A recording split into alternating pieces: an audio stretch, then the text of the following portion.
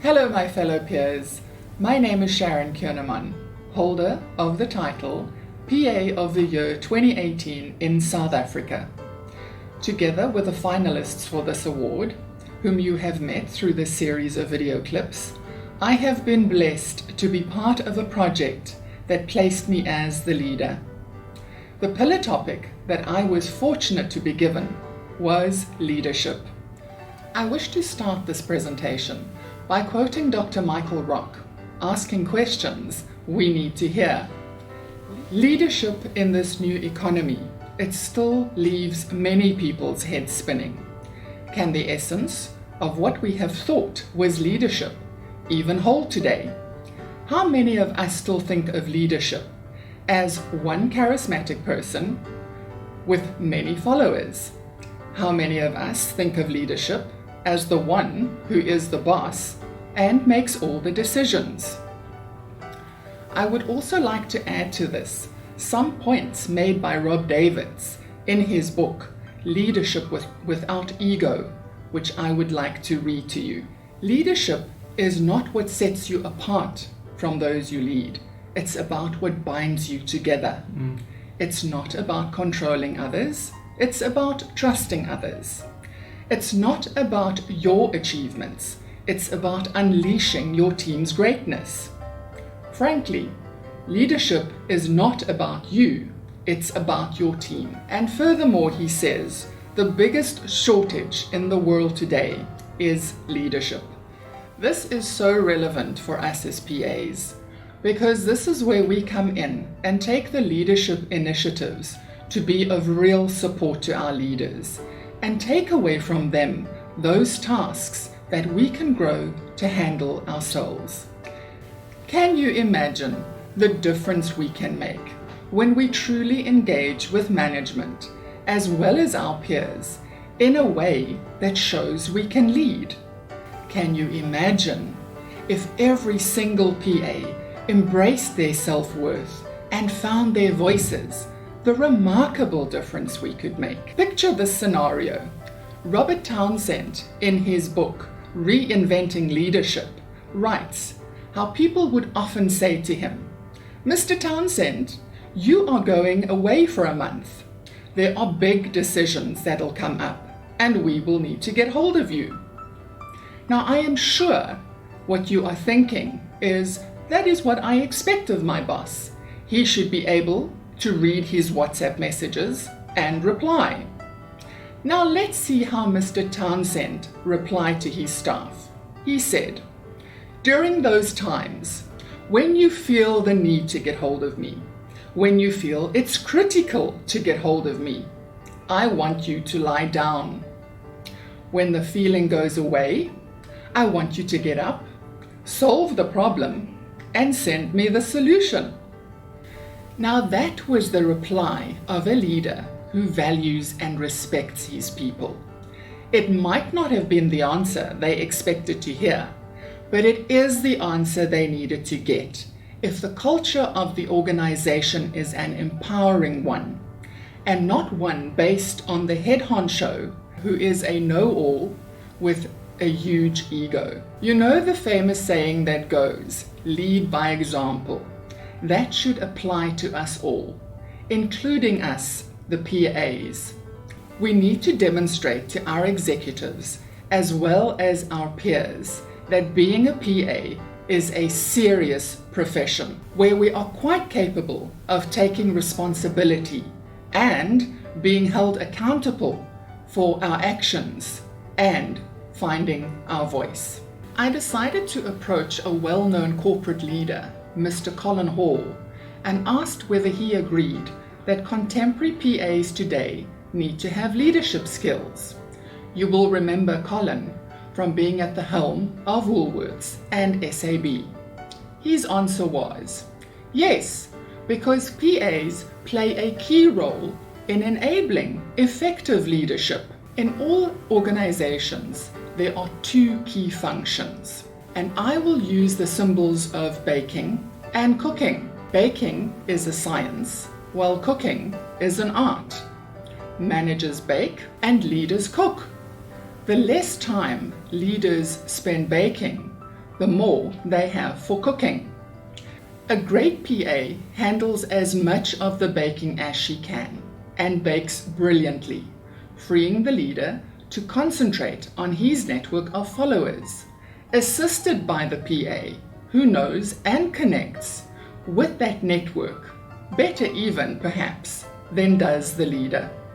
What can one add to that? Colin is a visionary and has explained in a few words how our work needs to be like science. We need to be precise, accurate, and aware. I know some of us will be expected to act like leaders sooner than others, and when it comes your way, like it came mine, to lead this project, you are either ready or you are not. In my case, it has been a privilege to participate with my fellow tribe members in this learning journey. And what a journey it has been.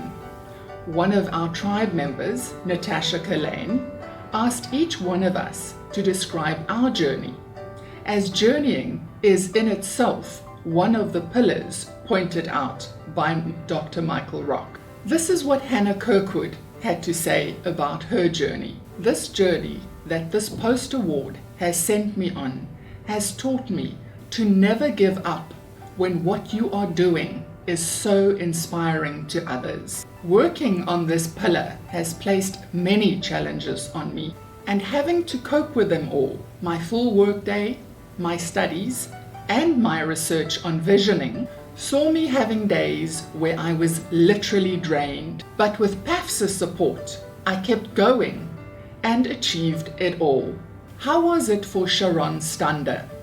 She says, the project assignments we had to work on really exposed me to the thinking of leaders and how we in our positions have to stretch ourselves, even surprising ourselves in what we are able to achieve. What I was not prepared for during the course of this journey was to discover that after months of back pain, it turned out to be an osteoporosis fracture in my back, which after surgery was diagnosed as cancer. Some days at the office, I was in so much pain, but I knew I had to push through. But I did it. After all, I am a PA, and challenges are part of our reality.